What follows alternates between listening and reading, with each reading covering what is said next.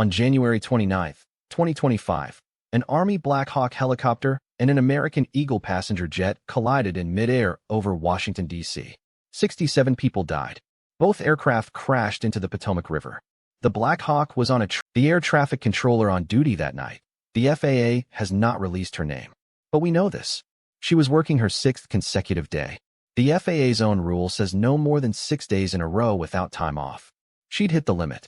67 people were in her airspace, and she was on day 6. The agency knew. The agency has known for a decade that this is how they staff the busiest corridor in America. And Congress, both parties, both chambers, has voted to keep it that way. 14,000 controllers, 44,000 flights a day, zero margin for error. And the only person in that tower that night had been on the clock for 6 straight days. Training mission near Ronald Reagan National, one of the busiest airspace corridors in the world. The CRJ was an American Eagle flight with 64 people aboard. Gone. All of them. Here's what the news covered: the collision, the rescue, the investigation. What they didn't lead with. At the time of that crash, the airspace was being managed by an air traffic control facility that was already short-staffed.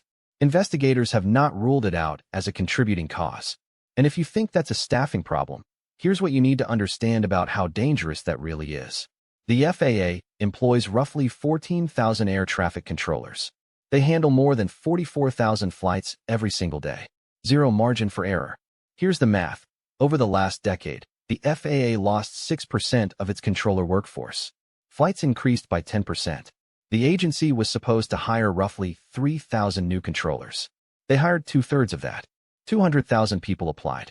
2% made it through training. 2%. Because it takes up to 6 years to fully certify a new controller between the FAA Academy in Oklahoma City and on-the-job training. You are trusted with 44,000 flights a day. That is why the training is that long. And government shutdowns keep freezing the pipeline. 2013, 2018, COVID shut down training for 4 months and kept it at half capacity for 2 years. By 2025, facilities were already understaffed. During the most recent government shutdown, controller staffing problems accounted for 50% of all flight delays. Normally it's 5%, 50%, half of all delays, because the people watching the sky are burned out and stretched too thin. And Congress has had years to fix this. The National Academy of Sciences published a full workforce report. The GAO published findings. Every shutdown made it worse. Nothing fundamental changed. 67 people died in January.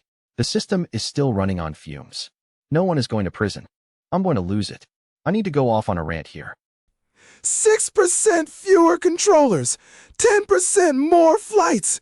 And Congress's answer is, let's study it. Let's have a committee. Let's release a report in 18 months. In the time it takes Congress to hold one hearing on air traffic safety, you could almost fully certify one air traffic controller. 6 years to train someone to keep 44,000 flights safe. But Congress can't pass a budget without holding American air travel hostage every single year.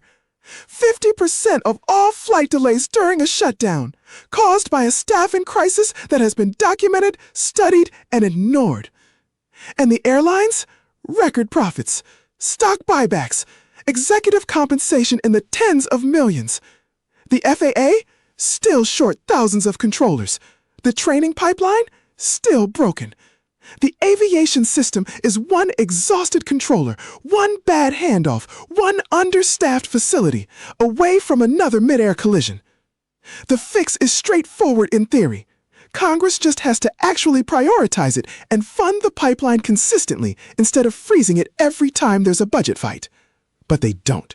Because the airports are full, the planes are full, the tickets are expensive, and nobody's dying in a way that makes the news. Until 67 people die at once. And even after 67 people, the system is still running on fumes.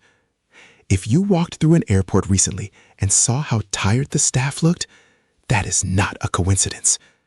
That is the result of a decade of systemic, documented, completely preventable neglect by the people whose job it is to keep you safe in the sky. And nothing has fundamentally changed. Like and subscribe to find out who makes the Otter angry next. All individuals mentioned are presumed innocent until proven guilty in a court of law. The allegations described are based on federal documents and public reporting. The angry Otter is not an FAA-certified air traffic controller. 0 aviation safety experts were harmed during the making of this video.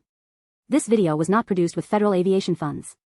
Side effects may include elevated blood pressure, a sudden interest in ATC staffing numbers, checking your pilot's ratings, and the unsettling urge to look up who was controlling the airspace the last time you flew.